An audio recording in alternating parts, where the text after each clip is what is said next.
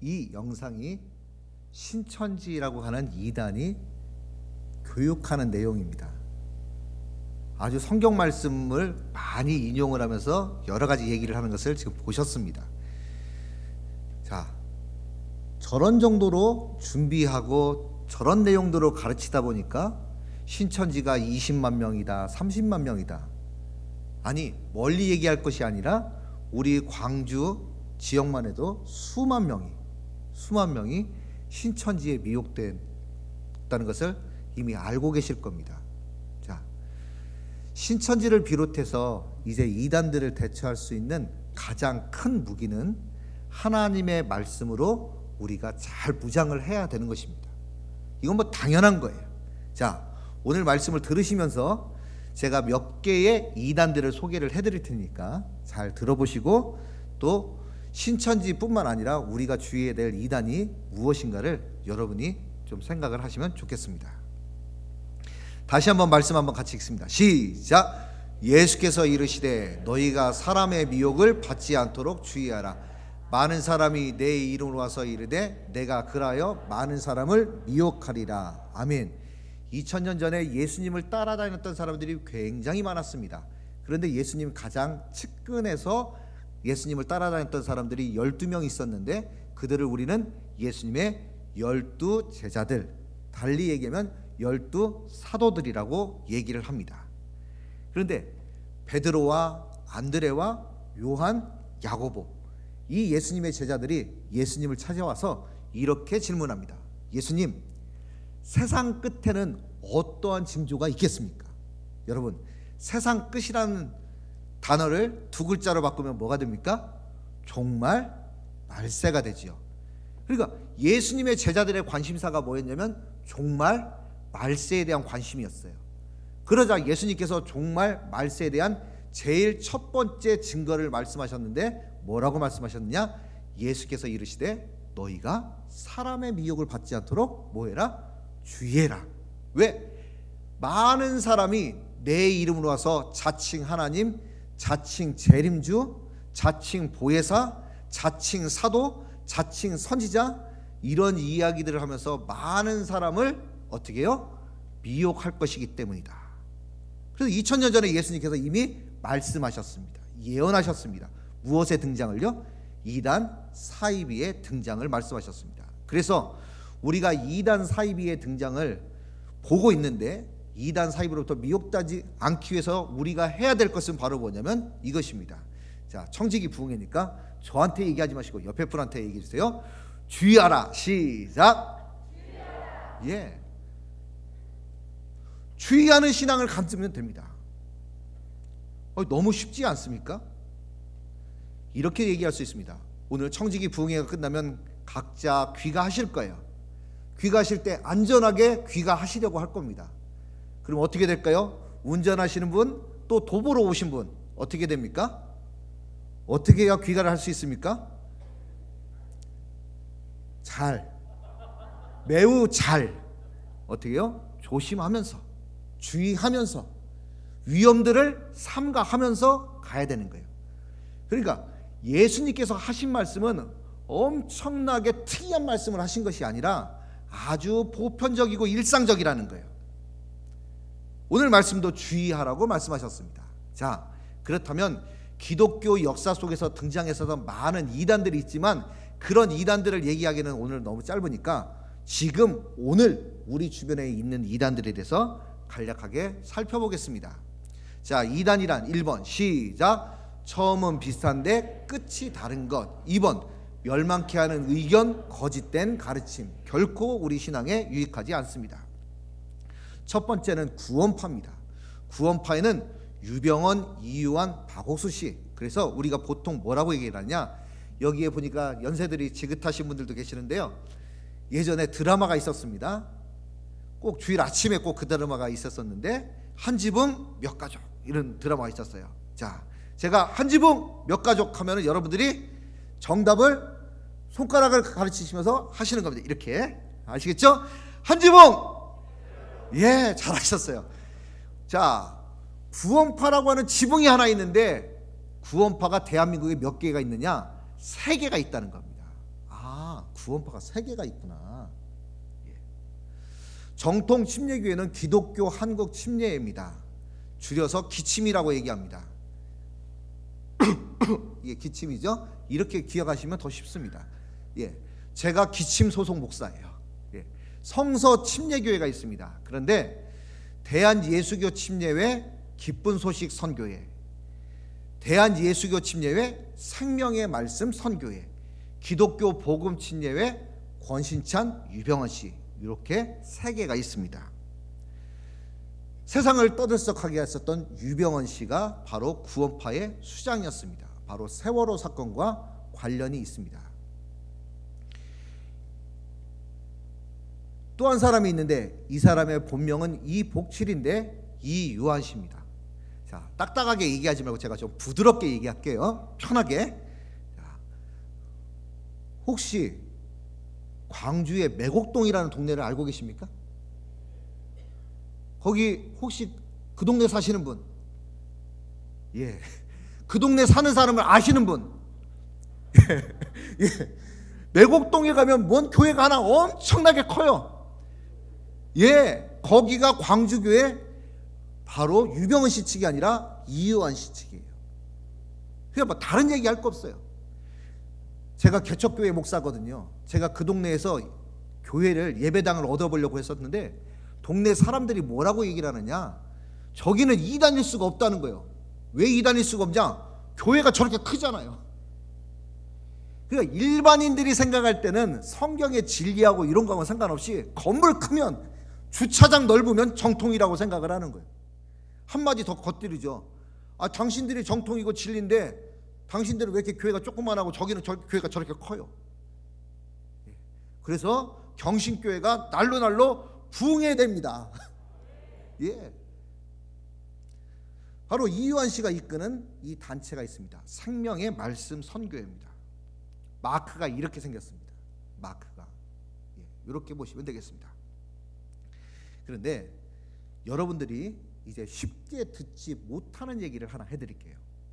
원래 이 유병헌 씨는 어떤 사람이냐면 국수주의자입니다. 국수주의자는 뭐 농담이 아니라 국수를 좋아해서 국수주의자가 아니라 선교를 어디서 해야 되느냐, 대한민국 국내에서 해야 된다. 이게 유병헌 씨 생각이었어요. 그런데 같은 교실에서 같이 공부했었던 사람이 있는데 이제 등장하는 사람입니다. 대한민국 대통령 선거 포스터담으로 가장 많이 붙은 포스터 박옥수 씨 성경 세미나입니다. 이 박옥수 씨는 유병헌 씨랑 같이 공부했거든요. 대구에서, 대구 신학원에서 같이 공부했는데 그때부터 박옥수 씨는 무슨 생각을 했느냐, 세계로 뻗어가야 된다, 해외 선교를 해야 된다. 이게 박옥수 씨 생각이었어요. 그 결과가 어떻게 됐을까요? 지금부터 제가 말씀을 드릴게요. 어떤 결과가 생겼는지. 여러분들이 비전 선포를 했잖아요. 비전을 갖는 것이 왜 중요한가, 이거를 말씀을 드리고 싶은 거예요. 성경 세미나는 크게 프로그램이 3가지로 구성되어 있습니다.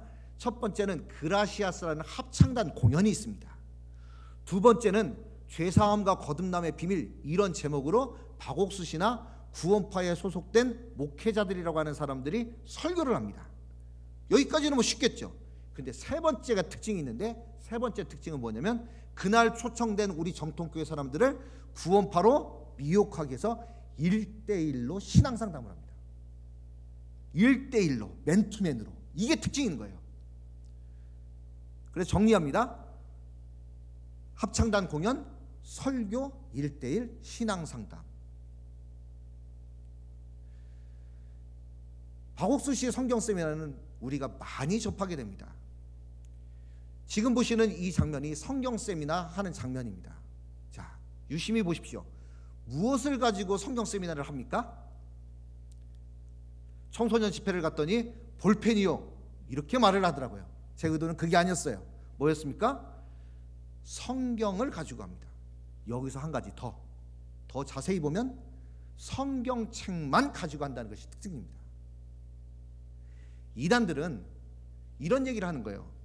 우리는 성경을 배운다. 그럼 우리 정통교회도 성경을 배우는데, 아니야. 너네들은 성경을 배우는 게 아니라 성경 공부 교재를 배우는 거야. 성경 공부 교재는 누가 썼어? 사람이 썼다라고 하는 거예요. 이렇게 얘기하면서 심리적인 우월감을 갖도록 하는 거예요. 성경책만 가지고 성경으로 상담하고 성경 공부를 한다라는 이런 심리적인 우월감을 갖도록 사람들에게 심어주고 있습니다.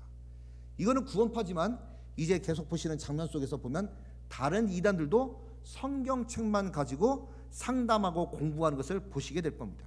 자, 여기서 한 가지 짚고 가겠습니다. 우리 대한민국에 복음이 들어와서 대한민국이 부흥할 수 있었던 여러 가지 이유가 기도가 뜨거웠습니다. 그런데 그 중에 하나는 뭐냐면 성경, 하나님의 말씀을 귀하게 여기는 신앙생활이었습니다. 그것이 무엇으로 나타났습니까? 성경책을 들고 다녔다는 거예요. 그런데 지금은 성경책을 가지고 다니는 것이 예전보다 아무래도 덜해졌죠. 어디에 있습니까? 우리가 들고 다니는 핸드폰에 있기 때문에. 그런데 이단들의 특징은 성경책을 매우 중요하게 생각한다는 거예요. 제가 오늘 말씀드리는 것 중에 저는 이단을 연구하고 관찰하는 사람인데 가장 기본적인 것을 강화하고 기본적인 것을 잘하니까 잘 되더라고요. 잘 되더라고요. 지금 보시는 이 장면은 대한민국이 아니라 일본 오사카 성경 세미나 장면입니다. 지금 보시다시피 무엇을 가지고 합니까? 성경책만 가지고 합니다. 이 장면은 호주 성경 세미나의 장면입니다. 국제적으로 성경 세미나가 있습니다. 구원파가 접근할 때 사용하는 질문은 당신은 구원받았습니까? 몇 년도 며칠에 구원받았습니까? 당신은 의인입니까? 죄인입니까? 구원받은 날짜를 기억하고 있어야 구원받았다고 얘기를 합니다. 여러분, 구원받은 날짜를 기억하고 있어야 구원받는 것이 아니라 오직 믿음으로, 오직 하나님의 은혜로 구원받는다. 이것이 성경 말씀의 진리입니다. 그런데 박옥수 씨는 이 생각을 한 거예요. 세계로 뻗어가기 위해서는 누가 그 역할을 해야 되느냐? 우리 경신교회가 그렇게 중요하게 생각하는 다음 세대 젊은이들이 일어나야 된다라고 생각해서 국제청소년연합 IYF라고 하는 선교회를 만들었습니다. 정통교단 내에 IVF라고 하는 단체가 있는데 그 단체는 아주 건전한 단체인데 IYF는 박옥수 씨 조직이 청년 조직입니다. 영어 말하기 대회, 명사 초청 강연회, 귤 따라가는 봉사활동, 아프리카 40일 봉사활동 이런 것들을 대대적으로 합니다. 자, 제가 몇 해 전에 캄보디아를 갔습니다. 캄보디아에 인도 차이나 반도에서 사역하시는 선교사님들 700분이 호텔에 모였습니다. 정말 대한민국에서 제가 이름만 듣던 분들이, 강사들이 호텔 7층에 있었는데 저도 강사로 초청받아서 7층에 있으니까 그 강사분들이 오고 가는데 제가 기분이 이상하더라고요. 저랑 룸메이트를 썼던 분은 대한민국에서 선교하면 알아주시는 분이더라고요. 그래서 그분이랑 둘이 썼었어요. 그런데 그때 캄보디아에서 한 선교사님이 온누리교회, 서울 온누리교회 파송 선교사님이신 분이 캄보디아 내에서 2012, 13, 14, 15, 16, 17 이렇게 6년 동안에 정통교회가 이 구원파 2단으로 넘어간 개수 통계를 냈습니다. 6년 동안에 넘어간 개수가 몇 개였느냐? 그 선교대회 때 보고가 된 거예요. 608개가 넘어갔습니다. 느낌이 잘 안 오시죠? 1년에 100개씩 없어졌다는 거예요. 이 말은 뭐냐면 선교사님들이 한국에 있는 교회들이 후원하고 기도하고 보내놓으면 교회에 세워지면 누가 접수를 합니까? 박옥수 씨 구원파가 대대적으로 접수를 했다는 거예요. 저는 제가 그것을 직접 듣고 그 현장을 보니까 소름이 끼치는 거예요. 자, 그럼 최근에는 어떻습니까? 최근에는 필리핀이 그렇습니다. 필리핀 선교사님들이 하소연을 해요. 아주 이 박옥수 씨 구원파 때문에 죽을 지경이다. 물량으로 조직력으로 공세를 해오니 어떻게 손을 못 쓰겠다는 거야. 자, 한번 보실까요? 필리핀에 있는 교회가 구원파로 넘어간 교회의 모습입니다. 간판이 저렇게 됐어요. 지금 이런 일들이 말 그대로 거센 바람처럼 쓰나미처럼 지금 선교지를 초토화시켜가고 있습니다.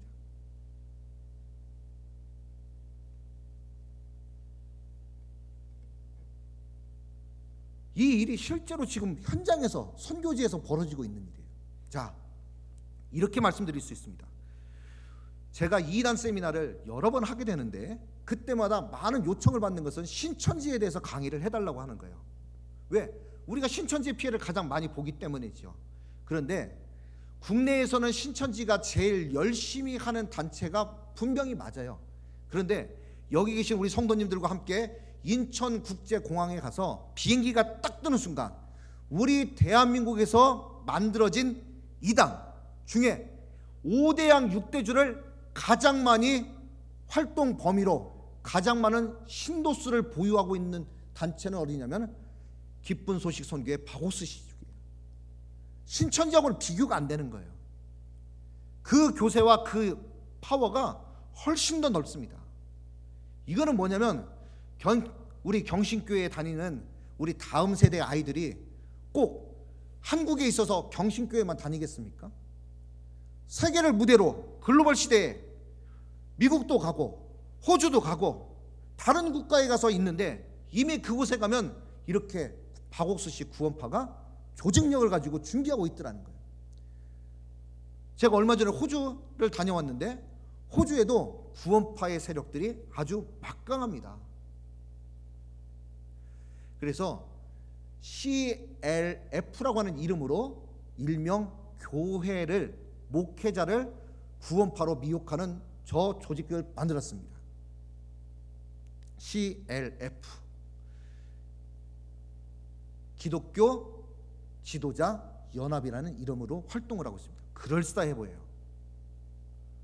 자, 그래서 청년들을 미혹하기 위해서는 IYF라고 하는 조직을 사용하고 선교지에 있는 지역 교회들을 깨트리기 위해서 목회자들을 넘어뜨리기 위해서는 무엇을 사용하냐? CLF라고 하는 것을 사용을 하고 지금 대한민국에서 만들어진 이단 중에 5대양 6대주로 제일 확산이 제일 빨리 하고 제일 조직력 있게 하는 것이 구원파다라는 겁니다.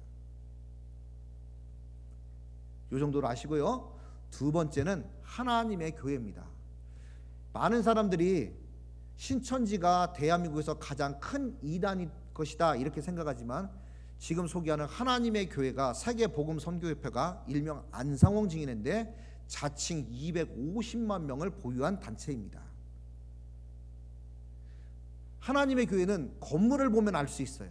건물이 아주 크고 제일 잘 돼 있어요. 곳곳마다. 안상홍 씨가 교주입니다. 안상홍 씨는 자칭 재림 예수였습니다. 재림 예수였는데 식당에서 그만 식사를 하다가 재림 예수가 뇌졸중으로 쓰러져서 세상을 떠났습니다. 죽은 교주를 믿고 있습니다. 그래서 여기에는 아버지 하나님과 어머니 하나님, 그래서 장길자라고 하는 여인이 어머니 하나님으로 활동을 하고 있는 것입니다. 아버지 하나님과 어머니 하나님이 있다고 얘기를 하는데 대한민국에서 모든 이단 중에 제일 큰 이단이 바로 이 단체예요. 저런데도 저렇게 믿을 수가 있구나 이런 생각을 할 수 있다는 거죠.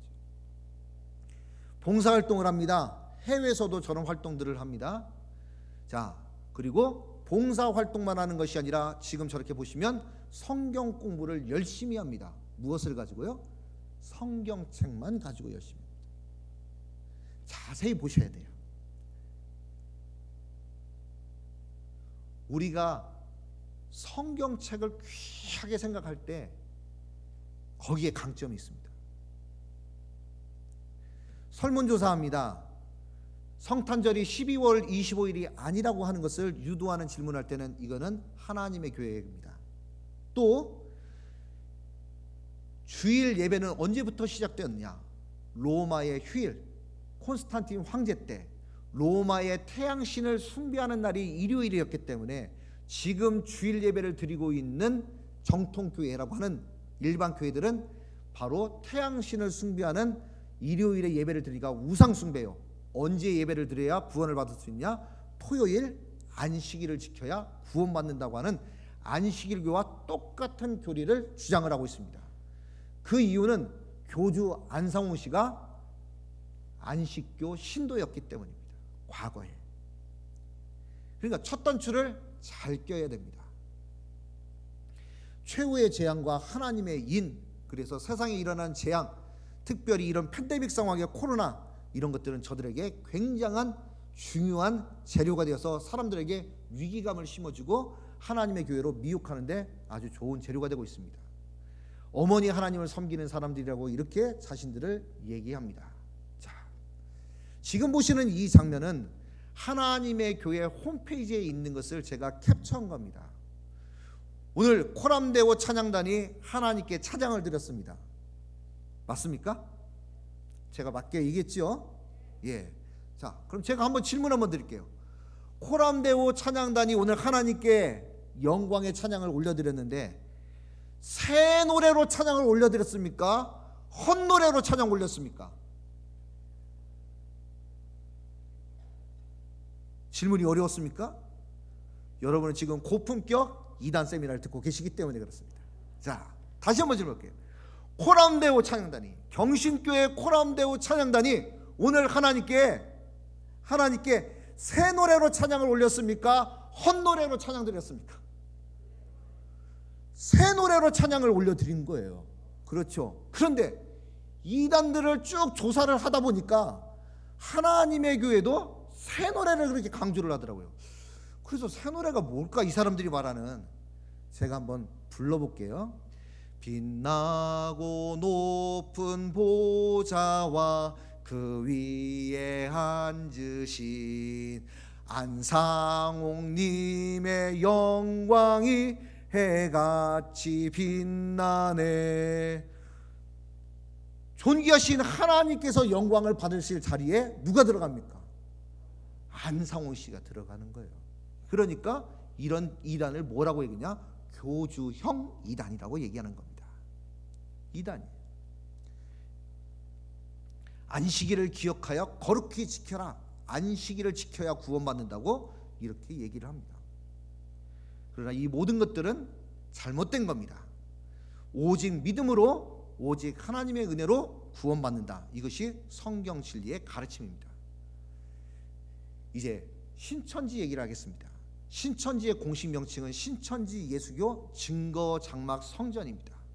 그러나 성경 요한계시록에 보면 증거 장막 성전은 없습니다.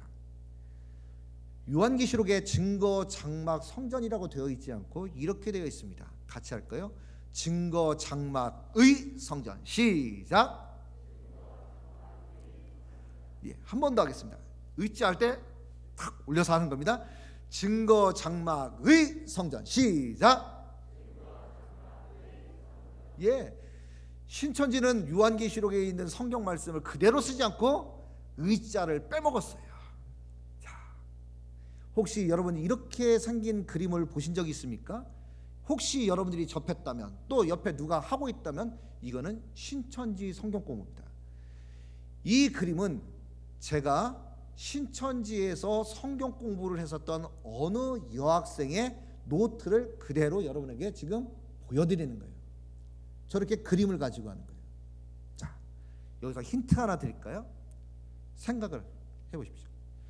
우리 정통교회는 성경 말씀을 배울 때 주로 귀로 많이 듣습니다. 청각적인 교육이 많아요. 그런데 신천지는 한 가지를 더 하더라고요. 무엇을 합니까? 청각과 시각 교육을 가지고 교육을 하더라고요. 저는 한 교회의 담임 목사이고 또 신학교에서 겸임 교수를 하고 있는데, 어떻게 하면 신천지의 저런 교육을 무너뜨릴 수 있을까? 제 관심사예요. 그때 제 머릿속에 스치고 지난 것은, 하나님은 인체에 감각을 2개 주셨습니까? 몇 개 주셨어요? 5감을 주셨잖아요. 인체에 있는 5감을 동원해서 말씀을 몸에 새겨야 되겠다, 이런 생각을 가져서 저는 말씀 체험 교실이라는 것을 교회에서 운영을 하고 있습니다. 예를 든다면 항아리가 있습니다. 항아리에 물 채우는 게 있잖아요. 물 채우는 게 있으면 교회 항아리 6개를 갖다 놨습니다. 교회 마당에다. 아이들부터 어른들까지 가서 물 떠다가 항아리 채우라고 그랬습니다. 예수님께서 생선하고 떡을 제자들을 위해서 구워줬습니다. 그러면 영적인 의미는 일단 둘째치고 마당에다 불 피워놓고 떡하고 생선을 구워봤어요. 그랬더니 지금까지 오래오래 기억하고 있더라고요. 가장 하이라이트는 이겁니다. 모세가 지팡이를 들고 반석을 어떻게 해요? 내려쳤습니다. 그래서 돌아다니는 바위를 제가 주워다가 마당에다 놓고 지팡이를 가지고 와서 한 명씩, 집사님부터 어린아이까지 다 나와가지고 반석에다가 지팡이로 다 내려쳐봤어요. 몸이 기억을 해야 생각이 들었습니다. 이미 경신교회는 이 기독교 교육에 앞서가고 있기 때문에 뭐 의심할 필요가 없이 잘 교육을 하고 있을 거라고 생각합니다. 신천지는 타 교회가 하지 않는 저런 단순한 그림을 통해서 교육을 하는데 이것이 효과를 굉장히 많이 보고 있다는 거예요. 자, 이런 그림들 보시면 바로 신천지입니다. 주재림과 추수확인 대집회. 신천지는 이미 주님이 재림했다라고 얘기합니다. 그것이 누구일까요? 이만희 씨가 재림했다고 하고, 우리 정통교회는 예수님이 아직 재림하시지 않았다고 하는 것이 다른 점이에요. 바로 이만희 씨를 신격화하고 신봉화하기 때문에 바로 교주형 이단인 것입니다. 이단들의 교주의 특징은 꼭 사진을 찍는데 말을 타고 사진을 꼭 찍어야 됩니다. 제가 만약에 이단 컨설팅을 하는 사람이라면 일단은 사진부터 찍으십시오. 말 타고 찍으십시오. 말도 무슨 색깔? 하얀색을 찍어야 돼요. 왜? 요한계시록에 보면 백마탕자가 등장하기 때문에. 만약에 혹시 그 말이 검정 말이면 뭐 하얗게 분이라도 발라서 하얗게 해야 돼요. 바로 이만희 씨도 자신이 요한계시록에 등장하는 백마탄자, 바로 자신이 메시아다, 구원자다 라고 하는 것을 조작하기 위해서 저런 사진들을 찍습니다. 그러나 이 신천지 교주 이만희 씨도 저렇게 고령의 나이고 지금 90세가 훌쩍 넘은 사람입니다. 곧 하나님 앞에서 심판을 받을 사람입니다. 신천지는 요한계시록을 가감하면, 더하거나 빼면 구원 없다, 이렇게 주장을 합니다. 근데 증거 장막 성전이 아니라 요한계시록은 증거 장막 뭐라고요? 의 성전, 의자를 빼먹었어요. 요한계시록에 있는. 그래서 후원 못 받습니다. 자기들이 계시록을 가감했으니까. 자, 그런데 신천지를 비롯해서 우리 주변에 있는 이단들의 대표적인 이 성경 공부가 있는데 몇 가지만 포인트만 짚으면 생명나무와 선악나무의 비밀이 있다고 얘기합니다. 방금 전에 영상을 보셨다시피 생명나무는 하나님과 하나님께 속한 목자들이다. 신천지는 바로 자신들을 생명나무라고 얘기하는 거예요. 그러면 우리 존경하는 김판성 목사님, 또 우리 함께 동역하시는 우리 목사님들, 전도사님들, 또 앞에서 오늘 말씀을 전하는 저는 무슨 나무일까요? 신천지가 볼 때 선악나무, 지옥에 갈 나무, 사탄과 마귀와 마귀에게 속해서 활동하는 사람들. 그래서 우리 정통교회를 무엇으로 보냐면 사탄에게, 마귀에게 속한 적으로 간주라는 겁니다. 이것은 신천지뿐만 아니라 우리가 알고 있는 통일교, 또 JMS, 하나님의 교회도 모두 다 생명나무와 선악나무의 비밀이 있다라고 얘기를 하면서 자신들이 생명나무고 자신들을 비판하고 잘못됐다고 지적하는 우리 정통교회를 무엇이라고 얘기하면 선악나무라고 얘기를 합니다.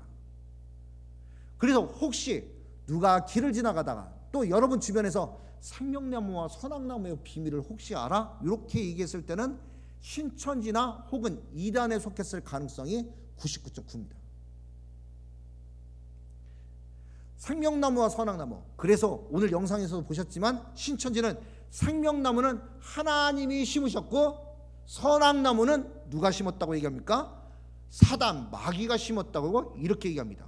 그러나 창세기 말씀은 그렇게 얘기하지 않아요. 누가 심었습니까? 같이 합니다. 여호와 하나님이.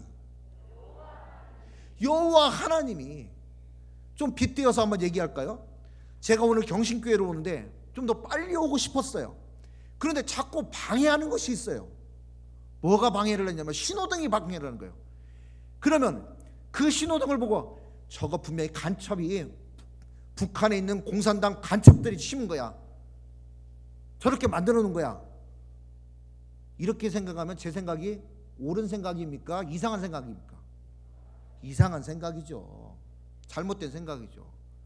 신호등이 있는 것은 우리를 해롭게 하려고 한 것이 아니라 보행자뿐만 아니라 운전자를 다 안전하게 인도하기 위해서 한 거예요. 생명나무와 선악나무를 여호와 하나님께서 심으신 것은 우리의 신앙생활에 유익하게 하시기 위함이다. 아담과 하와를 유익하게 하기 위해서 한 것이지 그들을 괴롭히기 위해서 한 것이 아니다라는 거예요. 그런데 자꾸 이단들은 생명나무는 하나님, 선악나무는 마귀, 자신들은 생명나무, 우리 정통교회는 선악나무라고 이렇게 해석을 합니다. 이런 해석 주의하셔야 돼요. 또 한 가지가 있는데 이겁니다. 노래는 노래가 아니요 말씀을 비유한 것입니다. 이런 얘기를 했어요. 대부분의 목사님들이나 또 많은 신도들이, 성도들이 신천지의 동영상을 보면 사실은 해석하기가 쉽지가 않습니다. 쉽지가 않아요. 그런데 오늘 노래에 대해서 한번 얘기를 하겠습니다. 방금 전에 하나님의 교회도 새 노래를 얘기했죠. 근데 신천지도 새 노래를 무지하게 강조를 한다는 겁니다. 뭐냐? 이렇게 접근합니다. 혹시 요한계시록에 노래가 나오는데 노래가 있는지 아십니까? 이렇게 물어봐요. 아는 분도 계시겠지만 모르는 분들이 더 많아요. 그런데 그 다음 또 질문합니다. 혹시 요한계시록에 노래가 나오는데 몇 개의 노래가 있는지 아십니까? 이렇게 물어봅니다. 요한계시록에 노래가 나오는지도 모르는데 몇 개가 있는지 어떻게 아냐고요. 그런데 배우면 쉬워요. 자, 제가 딱 물어보면 여러분들의 손가락을 펴서 3개 이렇게 하시면 되겠습니다. 아시겠죠? 여러분 혹시 요한계시록에 노래가 나오는데 몇 개가 나오는지 아십니까? 예, 여기서 중요해요. 여기서 중요한 게 뭐냐면 하나 몇 개가 나오는지 아십니까? 하나, 둘, 셋, 3개 이렇게 하면 약발이 없어요. 신천지 사람한테 지금 얘기하는 거예요. 그 사람이 숨도 못 쉬게 하는 거예요. 몇 개가 나오는지 아십니까? 3개 이렇게 하시는 겁니다. 예, 여러분 지금 아주 고품격 스킬을 배우는 거예요. 신천지를 무너뜨리는. 자, 농담이 아니에요. 저는 진짜 그렇게 했어요. 혹시 계시록에 노래가 나오는데 몇 개가 나오는지 아십니까? 그래요. 이렇게 하시는 거예요. 그러면은 이렇게 대답하는 사람을 한 번도 본 적이 없는 거예요. 충격을 받는 거예요. 경신교회 다니시는 분들은 어떻게 무장이 됐는지 무서운 거예요. 제가 이렇게 지금 우스갯소리를 하는 것 같지만 이 사람들은 그런 사람을 듣도 보도 못한 거예요. 몇 개가 나오는지 아십니까? 3개. 놀라는 거예요. 그런 사람을 듣도 보도 못했으니까. 그럼 이제 막 땀을 뻘뻘뻘 흘리는 거죠. 그 다음에 질문하는 거예요. 그러면 3개가 있으면 무슨 노래들이 있는지 아십니까? 이렇게 얘기하는 거예요. 거기까지 우리가 몰랐다면 오늘 공부해버리면 돼요. 자, 쉽습니다. 같이 할까요? 모세의 노래, 어린 양의 노래, 새 노래. 자, 같이 한번 합니다. 시작. 모세의 노래, 어린 양의 노래, 새 노래. 자, 한 번 더요. 시작. 모세의 노래, 어린 양의 노래, 새 노래. 예, 이렇게 얘기합니다. 자, 신천지가 방금 설명했을 때 이렇게 얘기합니다. 모세의 노래, 어린 양의 노래, 새 노래를 얘기하면서 이 사람들은 어떻게 해석을 하냐? 노래는 실제 노래가 아니요 말씀이다 이렇게 얘기합니다. 그러니까 모세의 노래는 모세의 말씀이라는 거예요. 신천지 얘기를 하는 겁니다. 근데 모세는 구약시대 사람입니까? 신약시대 사람입니까? 그러니까 모세의 노래는 구약 말씀이다. 이렇게 답이 떨어지는 거예요. 그러면 어린 양의 노래는 뭘까요? 신약 말씀이다. 신천지의 성경 해석법은 이런 거예요. 근데 어떻게 들으면 이게 쫙쫙 쉽잖아요. 그러니까 사람들이 미혹당하는 거예요. 자, 그러면 새 노래가 뭐냐? 새 노래는 뭐냐면 바로 이거예요. 새 노래는 계시록의 계시 말씀이다. 그래서 이단들이 가장 많이 연구하는 성경책은 어디입니까? 두 번째 질문 드릴게요. 그렇다면 우리 정통교회가 제일 안 다루는 성경은 어디입니까? 너무 잘하시네요. 자, 그럼 세 번째 질문이 중요하죠. 우리 정통교회는 요한계시록 말씀을 공부를 해야 될까요? 아니면 덮어놔야 될까요? 그렇죠. 이 예언의 말씀을 읽는 자와 듣는 자와 지키는 자들은 복이 있다. 100배의 복을 받으려면 요한계시록의 복과 관련된 말씀이 7번이나 나와요. 완전한 7수. 요한계시록 우리에게 주신 하나님의 뜻은 뭐냐? 복 받으라는 거예요. 복 있는 신앙생활. 예. 오늘은 뭐 요한계시록 특강하는 날이 아니니까 얘기하는 거예요. 그래서 정리를 하면 신천지는 모세의 노래는 구약 성경 말씀, 어린 양의 노래는 신약 말씀, 새 노래는 요한계시록이다. 그러니까 새 노래를 부르려면 어떻게 해야 된다? 새 노래가 요한계시록이 무엇인지 아는 사람만이 노래를 부를 수 있고 구원받을 수 있다. 그래서 신천지는 예수님의 비유와 계시록을 아는 사람만이 구원을 받을 수 있다, 이런 주장을 하는 거예요. 아니에요. 오직 믿음으로 하나님의 은혜로 구원받습니다. 이것이 성경이에요. 자, 그러면 목사님, 그러면 모세의 노래, 어린 양의 노래, 새 노래 신천지가 이렇게 해석하는 것이 잘못됐다면 그러면 우리 정통교회는 어떻게 해석하는 것이 옳은 말씀입니까? 그래서 오늘은 이 말씀을 하나를 풀어드리겠습니다. 자, 모세의 노래는 뭐냐? 신천지가 해석한 것은 틀려요. X. 맞다 틀리다 X예요. 확실합니까? 자, 이제 김주원 목사와 함께 요한계시록에 있는 모세의 노래, 어린 양의 노래, 새 노래 한번 풀어볼게요. 예, 모세의 노래는 뭐냐? 이스라엘 백성들이 출애굽을 했어요. 출애굽을 했는데 뭘 만나요? 홍해 바다를 만난 거예요. 홍해를. 근데 죽게 됐단 말이에요. 그런데 하나님의 은혜로 이스라엘 백성들이 홍해를 다 건넜죠. 근데 뒤에는 누가 따라옵니까? 바로의 군대들이 쫓아와요. 하나님께서 사뿐히 덮었어요. 그 장면을 모세와 이스라엘 백성들은 다 보게 됐어요. 그러니까 그때 출애굽기 15장에 보면 제목이 뭐냐면 모세의 노래가 등장합니다. 이 얘기는 뭐예요? 하나님, 우리가 죽을 수밖에 없었는데 하나님께서 우리를 살려주셨어요. 자, 살려주셨다를 두 글자로 뭐라고 해야 합니까? 그렇죠. 구원을 해주셔서 입에서 욕이 나옵니까? 감사가 나옵니까? 그래요. 그래서 모세의 노래는 뭐냐면 하나님의 은혜로 구원해 주셔서 감사하여 부르는 찬송이 바로 모세의 노래였습니다.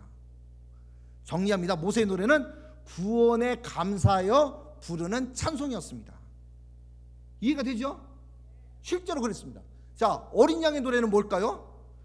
어린 양이신 예수님께서 우리를 구원하시기 위해서 대속의 십자가를 주시고 우리가 믿을 때 어떻게 해요? 구원을 얻게 된 거예요. 어린 양의 노래는 뭡니까? 나 같은 죄인을 구원해 주셔서 구원을 얻게 해주신 주님께 감사합니다. 구원에 감사하여 부르는 노래가 어린 양의 노래구나. 똑같네. 새 노래는 뭘까요? 새 노래는 어디에 등장하냐? 요한계시록에 등장합니다. 이 땅에서 신앙생활을 했었던 성도들이 어디를 가는 거예요? 하나님이 예비하신 새하늘과 새 땅에서 하나님께 찬양을 올리는 거예요. 무슨 찬양을 드리겠어요? 나 같은 사람이 하나님이 예비하신 영원한 천국 새하늘과 새 땅에 가게 된 거예요. 우리는 그걸 뭐라고 얘기합니까? 구원받았다고 얘기하는 거예요.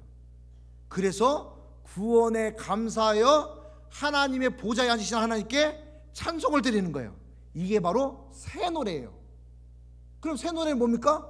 구원에 감사하여 부르는 찬송이요. 목사님, 그럼 모세의 노래나 어린 양의 노래나 새 노래나 다 똑같은 의미네요? 그러죠. 다 똑같은 얘기예요. 그래서 요한계시록에 보면 이렇게 됐어요. 모세의 노래 콤마 어린 양의 노래. 이 콤마가 뭐냐? 숨쉬란 얘기가 아니라 모세의 노래 즉 어린 양의 노래다. 이 노래는 뭡니까? 새 노래예요. 신천지는 그럴싸하게 해석하지만 정통교회 해석으로 우리가 무장되어 있어야 됩니다. 자, 신천지는 세 개의 노래, 새 노래를 많이 얘기합니다. 이단들의 특징은 새 노래가 뭔지 자꾸 아냐고 물어보는 그런 경향이 있다는 것을 말씀드립니다. 자, 여기 말씀드렸습니다. 천지일보라는 신문 운영하고 있고요. 성경도 지금 우리가 보고 있는 개역 개정판이 아니라 예전 성경책인 개역 한글판을 고집하는 거 있습니다. 그 이유는 신천지의 모든 교리는 개역 한글판에 있는 단어를 중심으로 해서 교리가 다 짜 맞춰져 있기 때문에 그런 성경을 바꿀 수 없습니다. 그래서 예전 성경책이 더 좋은 성경책인 것 같아 이렇게 운을 띄우는 사람이 혹시 있다면 신천지일 가능성이 매우 높습니다. 신천지가 접근하는 방식은 굉장히 맞습니다. 큐티 같이 합시다. 영어 모임 있습니다. 혈액형 조사합니다. 여러분, 혈액형 조사는 길거리에서 하는 것이 아니라 어디서 해야 됩니까? 헌혈의 집에서 해야 되는 거예요. 상식이 통해야 돼요. 상식이. 신문사에서 나왔습니다. 예. 그리고 지역에서 믿음 있는 사람들끼리 모임을 갖는다고 얘기하면서 복음방이라는 것을 위장 모임을 갖고 있습니다. 또 위장 봉사단체 CBS, 월드비전, YMCA 등 우리가 알고 있는 이런 단체들을 사칭하면서 활동을 합니다. 평생교육원에서 나왔습니다. 심리학과에서 나왔습니다. 뇌검사, 성격검사, 적성검사, 진로상담 이런 것들을 하면서 우리의 자녀 세대를 계속해서 미혹합니다. 그 결과가 가까이에 있는 전남대학교나 조선대학교나 이런 데 많은 우리 광주의 캠퍼스의 학생들이 많이 미혹되어서 용봉동에 그렇게 큰 건물을 세우게 된 겁니다. 자, 인문학 강의한다 이런 것들을 통해서 미혹하고 있으니까 여러분들이 주의하시고, 또 신천지는 저뿐만 아니라 이미 여러 매체를 통해서 또 여러 강사들을 통해서 들으셨을 줄 알고 요 정도로 마감을 하겠습니다. 자, 이제 마지막으로 요 얘기만 하겠습니다. 기독교 복음선교회 CHM, 일명 JMS라고 얘기합니다. 이 JMS의 교주는 아시는 분들은 아시겠지만 정명석이라는 사람이 여기에 재림주입니다. 근데 JMS는 왜 JMS냐? 정명석의 이니셜을 딴 거예요. J, 정의 J, 명의 M, 석의 S. 그런데 지저스 모닝스타. 여러분, 모닝스타 우리말로 번역하면 뭘까요? 새벽별이에요. 자, 우리 아름다운 두 손을 주신 하나님께 찬양 감사를 드리면서 우리 두 손으로 반짝반짝 새벽별. 자, 시작. 감사합니다. 성경은 가장 유치한 방법으로 배워야 오래 기억하는 사람도 있습니다. 예, 유치한 방법으로 해야 오래 남아요. 반짝반짝 새벽별. 그러면 성경에서 말하는 새벽별은 대표적으로 누구를 얘기를 하는 걸까요? 정답을 맞히셨어요. 새벽별은 누굴까요? 우리가 성경을 모르면 찬송가라도 열심히 부르셔야 됩니다. 자, 따라서 하세요. 성경을 모르면 찬송가라도 많이 부르자. 찬송가 88장 후렴 부릅니다. 주는 저 산 밑에 백합 빛나는 비길 것이 없도다. 찬송가만 잘 불러도 새벽별이 누군지 안단 말이에요. 주는 저 산 밑에 백합 빛나는 새벽별. 새벽별이 누굽니까? 정명석입니까? 예수 그리스도입니까? 아, 쉽잖아요. 안 어렵다니까요. 그런데 이름은 기독교예요. 복음이에요. 선교예요. 이 좋은 건 다 갖다 붙였어요. 예, 좋은 건 다 갖다 붙여요. 정명석 지금 현재 외국 여성을 성폭행했다고 하는 이유로 지금 대전에서 지금 기소돼 가지고 조사받고 있고 아마 그 형이 확정이 될 겁니다. 이미 지난 10년 동안 대전교도소에서 성추행, 성폭행, 사기 이런 혐의로 교도소 생활을 했었습니다. 그런데 많은 사람들은 정명석 씨가 감옥에 들어가면서 JMS는 와야 될 거라고 생각했습니다. 그 당시에 JMS는 약 2만 명으로 추산을 합니다. 그런데 정명석 씨가 출소했을 때는 그 교세가 줄어든 것이 아니라 약 4만 명으로 늘어나 있었습니다. 그게 가능해? 그거는 신도들에게 계속 얘기를 하는 거예요. 우리 선생님은, 우리 정명석 선생님은 그런 죄를 범할 뿐이 아니야. 억울하게 지금 대전교도소에 들어가 계신 거예요. 누구처럼? 그렇죠. 어떻게 잘하세요? 그 옛날 예수님께서 십자가와 핍박을 당하셨던 것처럼 우리 선생님이 지금 고난을 당하고 있으니 우리들은 어떻게 해야 된다? 더 열심히 기도하고 더 열심히 전도해야 된다. 이렇게 선언하는 거예요. 안 어렵잖아요. 단순해요. 제가 지금 2단 세미나를 하면서 여러분들에게 말씀드리는 것은 뭐냐면, 뭔가를 고차원적으로 배워야 되는 것이 아니라 아주 기본적이고 단순하다는 거예요. 자, 10년형을 받고 나왔는데 전자 발찌를 차고 있었습니다. 충청남도 금산 월명동에서. 그런데 다시 성폭행 지금 혐의를 받고 조사 중에 있고 아마 형이 확정될 가능성이 매우 높습니다. 우리 가까이에 있는 일본이 있습니다. 자, 일본에는 구원파도 있고 통일교도 있고 여러 한국에서 넘어간 이단들이 있는데, 한국에서 넘어온 이단 중에, 일본에서 활동하는 이단 중에 제일 위협적이고 제일 두려워하는 이단이 있습니다. 어디일까요? 그것은 바로 JMS입니다. 고이와 유이치라고 하는 일본 최고의 이 이단 전문가, 조금 더 수준 있게 얘기하면 컬트 전문가를 만났습니다. 그분이 직강한 겁니다. 일본 대학 캠퍼스에 침투해서 동아리로 활동합니다. 금방 안 내려가네요. 신자 아파트에서 성경 공부를 시작합니다. 쉽게 발각되지 않습니다. 정명석은 밖으로는 목사이지만 30개론이라는 것을 배운 다음에 메시아로 인정하게 됩니다. 일본에 유명한 대학이 있죠. 와세다 대학에 JMS 회원들이 약 200명 이상이 활동을 하고 있고, 일본 전체적으로는 5,000명으로 활동하고 있다라고 얘기하는데, 제가 그 위에 확인을 해보니까 10,000명도 훨씬 더 넘게 되었다는 거예요. 그래서 신천지는 별로 두려워하지 않아요. 일본에서는 신천지는 별로 두려워하지 않아요. 그런데 JMS는 엄청나게 경계합니다. 저는 우리 목사님께서 소개를 해줬지만 1997년도에 대학을 졸업하고 광주를 내려왔습니다. 한 번도 밟아보지 않은 광주로 왔습니다. 저는 조선대학교하고 전남대학교에서 캠퍼스 선교 사역을 했는데, 조선대학교에 원형 건물이 있습니다. 본관에 가면 원형 건물 안에 동아리 건물들이 있었어요. 서클이. 그런데 조선대학교의 서클이, 동아리가 굉장히 많은데 그 모든 동아리 중에 회원수가 제일 많은 단체가 하나 있더라고요. 제가 와서 보니까 신앙과 문화라는 이름이었어요. 신앙과 문화가 어떤 단체였느냐? JMS였습니다. 회원수가 200명이 넘었어요.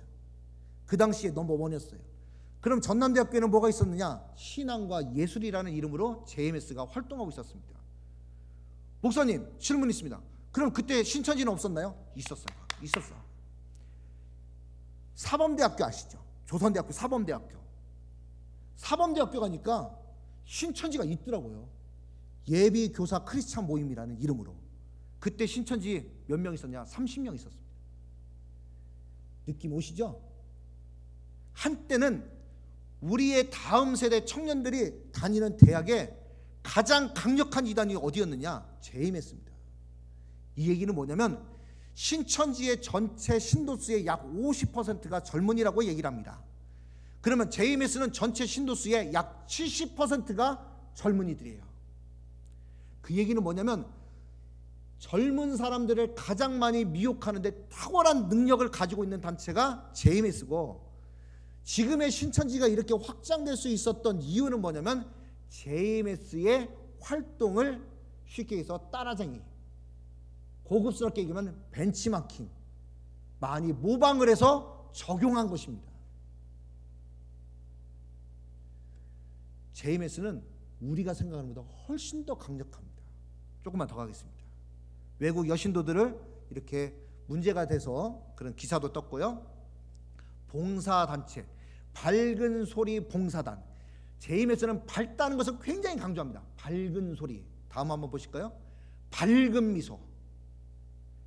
그래서 밝은 미소, 밝다는 것을 굉장히 강조를 합니다. 이런 거 보면 JMS구나, 이렇게 감각을 가지시면 됩니다.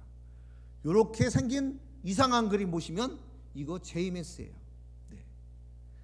7번 선수가 바로 JMS 교주 정명석 씨입니다. 신천지가 벽화를 많이 그립니다. 그런데 이미 벽화를 그리는 것은 오래전부터 JMS가 하고 있었고, 그것을 본받아서 따라서 모방한 것이 신천지예요.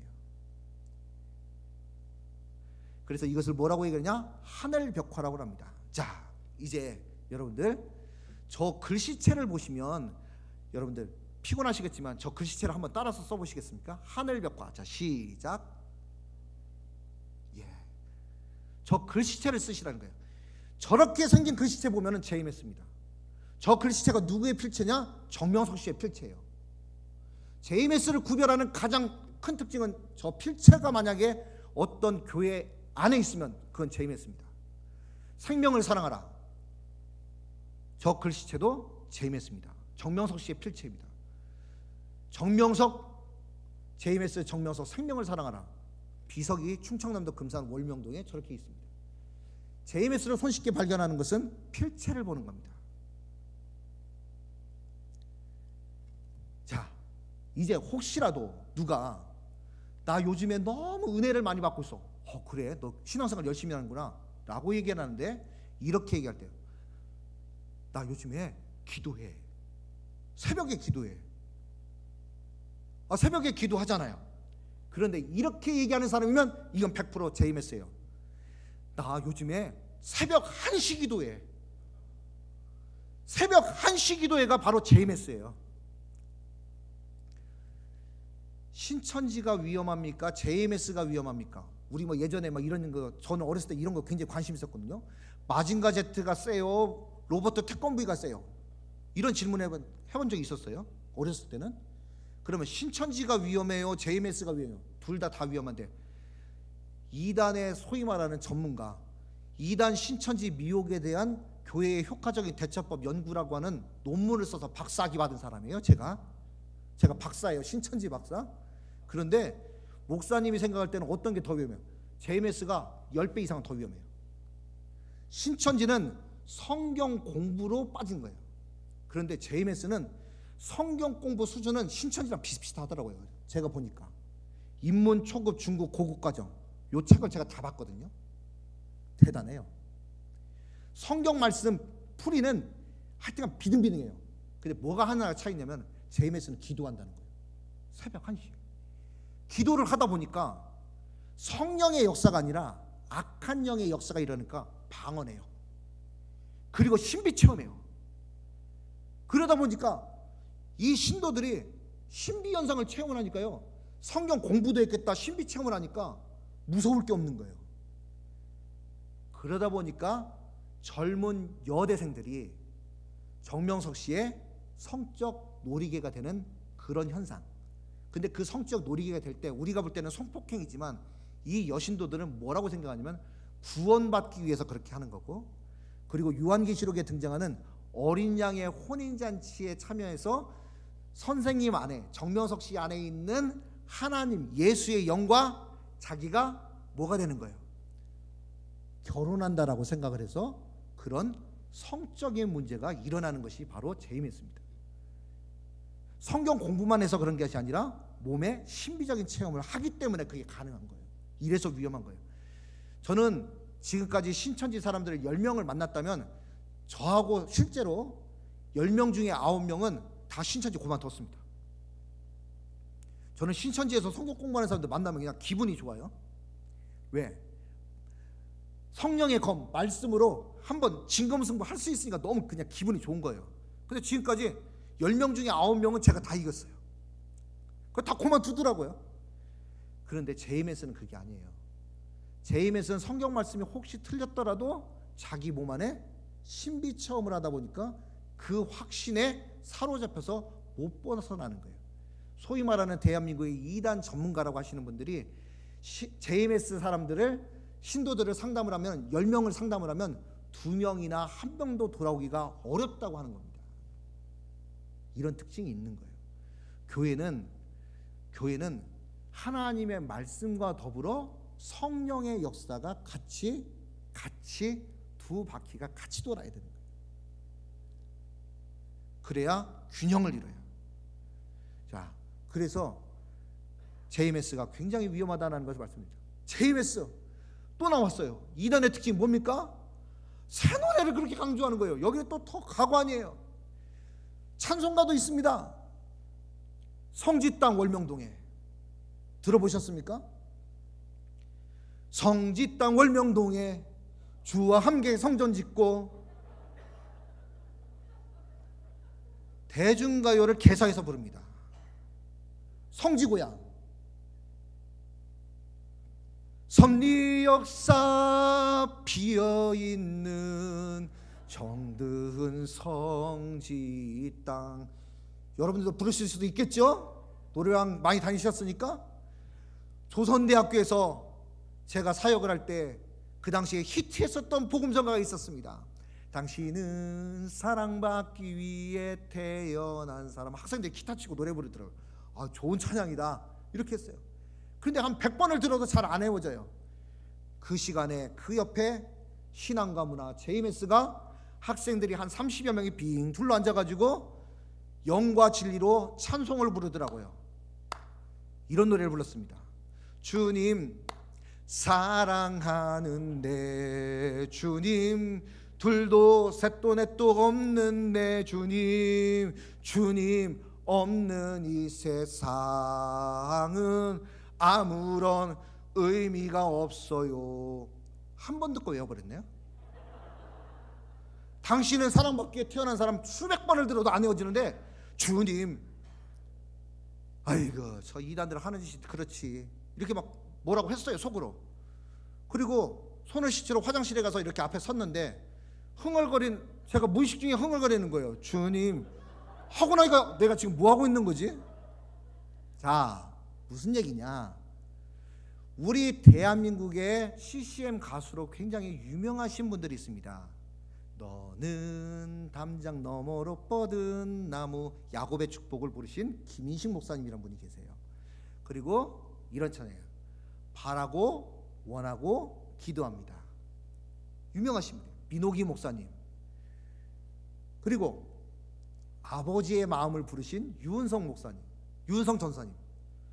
이렇게 유명하신 분들을 제가 7분에게 JMS의 이 노래를 보내드렸어요. 당신들은 음악을 하는 사람들이니까 이 음악이 신도들에게, 신자들에게 어떤 영향을 줄 것 같으냐라고 물어봤어요. 어떤 분들은 이런 노래를 부르지도 않을 것이다 이렇게 얘기했는데, 약 반절은 이렇게 얘기합니다. 노래가 세련되고 안 세련되고 이건 문제가 아니다. 그런데 대중가요는 우리 CCM 복음성가보다 사람들이 훨씬 더 친숙하고 빨리 접수하기 때문에 이것이 사람들 안에 파고들 가능성이 매우 크다. 그래서 음악이 얼마나 사람들에게 강한 효과를 내는지 JMS가 알고 있다고 하는 것은 매우 위험한 일이다. 이렇게 저에게 얘기를 해줬습니다. 저도 그렇게 생각합니다. 그러나 성경이 말씀하시는 새 노래는 이겁니다. 오늘 코람데오 찬양단이 불렀었던 노래가 새 노래라고 얘기했었던 이유는 바로 이런 이유 때문이에요. 새 노래, 곧 우리 하나님께 올릴 찬송이기 때문에 새 노래인 거예요. 오늘 부르신 찬송은 이미 오래전에, 시기적으로는 오래전에 만들어졌지만 영과 진리로 하나님께 올려드리는 찬양이기 때문에 그것이 새 노래인 거예요. 경신교회가 부르는 찬송은 새 노래입니까? 헛노래입니까? 새 노래인 거예요. 아, 그래서 우리가 새 노래구나, 우리가 새 노래로 여호와를 찬양해야겠구나, 이렇게 하시면 아무 문제가 없어요. 성경 3000번 읽은 성경 도사한테 성경 한번 배워볼래? 이것이 JMS의 전도법입니다. 30개론이라는 JMS의 핵심 교리가 있는데 이런 것들을 배웁니다. 여러분 이 정도만 아시면 됩니다. 그런데 30개론을 공부하는 것은 예수님을 깨닫기 위함이 아니라 선생님, 바로 JMS 교주 정명석 씨를 얘기를 하는 겁니다. 우리는 성부, 성자, 성령이라고 얘기하는데 이 사람들은 하나님, 성령님, 성자, 주님이라는 표현을 씁니다. 뭐 똑같은 거 아니야? 첫 번째, 일단 용어가 다르고요. 두 번째, 순서가 좀 다릅니다. 그렇죠? 만약에 한다면 하나님, 성자, 주님, 성령님 이렇게 해야 되는데 이 사람들 이렇게 한 이유가 있어요. 이렇게 생각하는 겁니다. 하나님은 아버지, 성자, 주님은 아들. 아버지 계시고 아들 있으면 누가 있겠습니까? 제 질문이 어려웠습니까? 자, 여러분 일상을 생각해 보세요. 하나님은 아버지세요. 성자 주님은 아들이에요. 그럼 누가 있어야겠어요? 어머니. 그래서 이 사람들은 성령님을 여성신이라고 생각하는 겁니다. 그러나 우리 정통교회는 그렇게 생각하지 않는다는 거예요. 우리는 성부, 성자, 성령이라고 하는데 이 사람들은 하나님, 성령님, 성자, 주님 이런 용어들을 사용합니다. 이것이 바로 JMS입니다. 독수리 많이 얘기합니다. 혹시라도 이렇게 독수리 보시면 이건 JMS다. 뭐냐? 독수리. 성경에 보면 이사야서의 동방의 독수리. 동방하면 동방을 대표하는 3개국을 뽑을 수 있습니다. 어디입니까? 한국, 중국, 일본. 그 중에 기독교가 가장 왕성한 나라 대한민국. 독수리는 메시아를 상징하는 거니까 동방의 독수리는 동방의 메시아. 동방을 가장 대표하는 나라는 대한민국. 메시아는 어디서 온다? 대한민국에서 나타난다. 바로 누굽니까? 재림주라고 하는 정명석 씨예요. 이렇게 교주를 만들어가는 겁니다. 구원에도 급이 있습니다. 구약시대 때는 종급 구원, 그런데 예수님 시대 때는, 신약시대 때는 아들급 구원, 그런데 지금은 요한계시록에 등장하는 애인급, 신부급 구원, 이런 주장을 합니다. 이 얘기는 뭐냐? 예수님 당시에는 예수님을 믿음으로 구원을 받았는데 예수님을 믿으면 무엇이 된다? 아들, 자녀가 되는 구원을 받았다. 그런데 이미 예수님은 가셨기 때문에 지금은 무슨 급 구원을 받아야 되느냐? 어린 양의 혼인잔치에 참여하는 신부 애인급 구원이 지금 유효한 건데 이미 아들급 구원은 용도 폐기가 됐다라고 얘기하는 거예요. 그래서 종급 구원, 아들급 구원, 신부 애인급 구원 이런 얘기하면 재미있습니다. 이렇게 생긴 겁니다. 자, 여러분 이제 다 끝났어요. 진짜 다 끝났어요. 저 이제 오늘 내려가야 돼요. 자, 여러분들 손을 펼쳐서 저 그림만 그리시는 거예요. 하나, 둘, 셋 이렇게 한번 그려보겠습니다. 자, 시작. 하나, 둘, 셋. 자, 한 번 더요. 시작. 하나, 둘, 셋. 자, 요 얘기를 하나만 얘기하면은 뭐냐? 시대가 쭉 역사가 시작되다가 역사가 마감됐다는 거예요. 아, 모세 시대가 마감됐어요. 그 다음에 예수님 시대가 쭉 되다가 마감됐다는 거예요. 그런데 지금은 재림주 시대가 쭉 되니까 누구를 믿어야 구원받는다? 재림주 정명석 씨를 믿어야 구원받는다고 하는 이런 교리를 만들어내기 위해서 저런 것을 만들어냈다는 거예요. 자, 결론 내립니다. 우리가 알고 있는 이단들은 예수 그리스도를 믿음으로 구원받는다고 절대 얘기하지 않습니다. 그러나 성경은 이렇게 말씀하시죠. 요한복음 1장 12절에 영접하는 자, 곧 그 이름을 믿는 자들에게 하나님의 자녀가 되는 권세를 주셨다. 요한복음 3장 16절, 하나님이 세상을 이처럼 사랑하사 독생자를 주셨으니 이는 그를 믿는 자마다 멸망치 않고 영생을 얻게 하려 하십니다. 12년 동안 하혈았었던 혈루병 여인, 예수님의 옷자락을 붙들었습니다. 예수님께서 뭐라고 말씀하십니까? 누가 나를 만졌어? 나와! 이렇게 말씀하시지 않고 이렇게 얘기했죠. 같이 합니다. 따라! 따라! 내 믿음이 너를 구원하였으니 평안히 가라.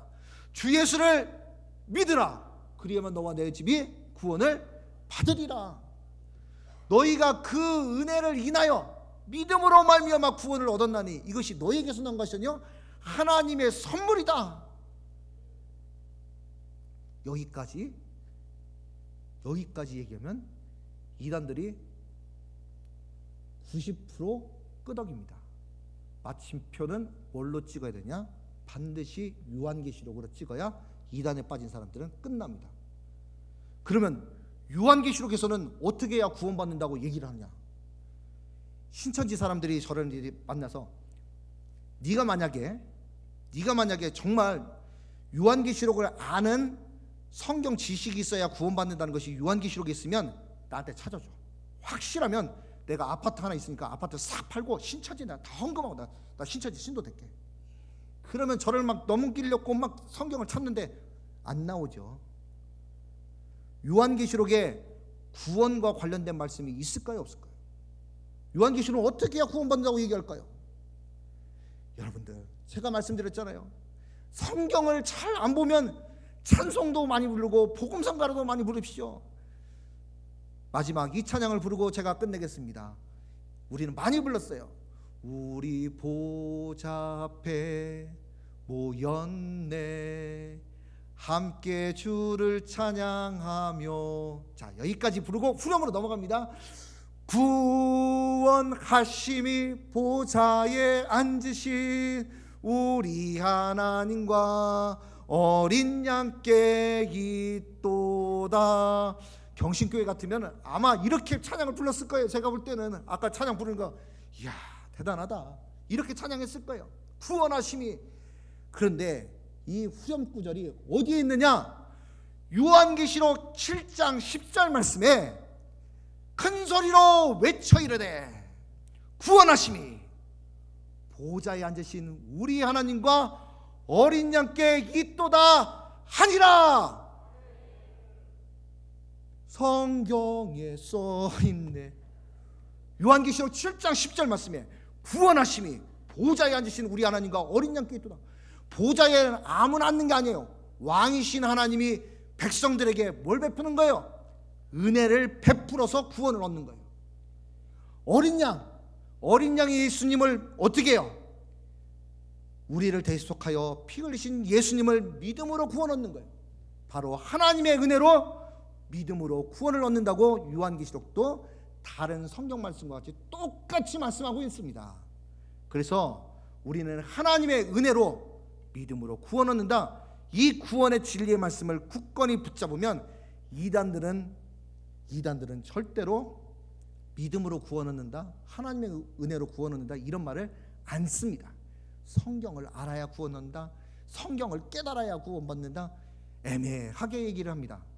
여러분들이 이런 미혹을 당하지 않고 오직 하나님의 진리의 말씀을 굳게 붙잡고 진리로 승리하는 경신교회 모든 성도님들 되시기를 주님의 이름으로 축복합니다. 자, 기도하겠습니다.